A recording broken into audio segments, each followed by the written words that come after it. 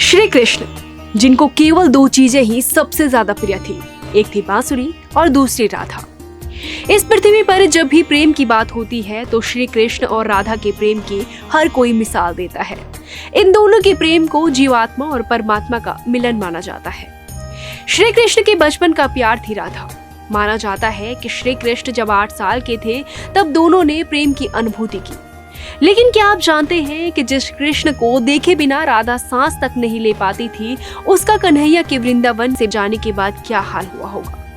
आज के इस वीडियो में हम आपको यही बताने जा रहे हैं।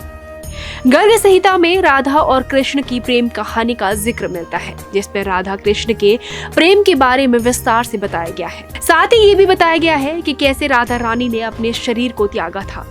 जब भगवान कृष्ण वृंदावन छोड़कर मथुरा जा रहे थे तो पूरा वृंदावन ही शोक में डूब गया था। इसके साथ ही राधा और गोपियों का भी रो रो कर बुरा हाल था। कृष्ण के जाने के बाद राधा एक नदी के किनारे विलाप कर रही थी। तभी स्वयं वहां कृष्ण पहुंचे और उन्होंने रोती हुई राधा को चुप कराया। उन्होंने राधा से कहा कि राधा, मैं जा जरूर रहा हूं, लेकिन तुम्हारे मन में हमेशा वास करूंगा। जब भी तुम मुझे खोजोगी तो मैं तुम्हारे हृदय में ही मिलूंगा, इसलिए रोती क्यों हो? इसके बाद कृष्ण ने राधा से 2 वरदान मांगने को कहा, जिस पर राधा ने एक वरदान ये मांगा कि मैं चाहती हूँ कि सिर्फ आप ही मेरे हृदय में हमेशा वास करें, और दूसरा, जब भी मेरी मृत्यु हो तो आप मेरे पास रहे।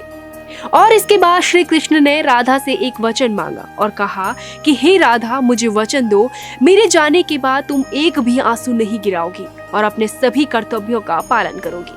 और इसके बाद श्री कृष्ण कंस और दूसरे राक्षसों का वध करने के लिए निकल पड़े और दूसरी तरफ राधा का भी विवाह करवा दिया गया।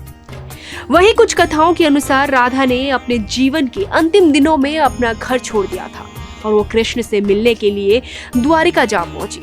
जब कृष्ण ने राधा को देखा तो वो बहुत खुश हुई और राधा ने कृष्ण से अनुरोध किया कि वे उन्हें अपने महल में एक देविका के रूप में नियुक्त कर ले।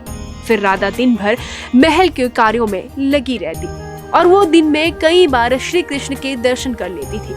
लेकिन महल में कृष्ण के इतने करीब रहने पर भी उनको श्री कृष्ण से आध्यात्मिक जुड़ाव महसूस नहीं हुआ।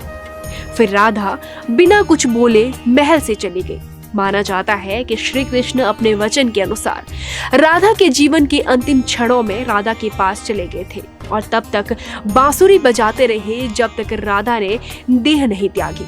और माना जाता है कि श्री कृष्ण ने इस समय जितनी मधुर बांसुरी बजाई थी वैसे कभी नहीं बजाई थी।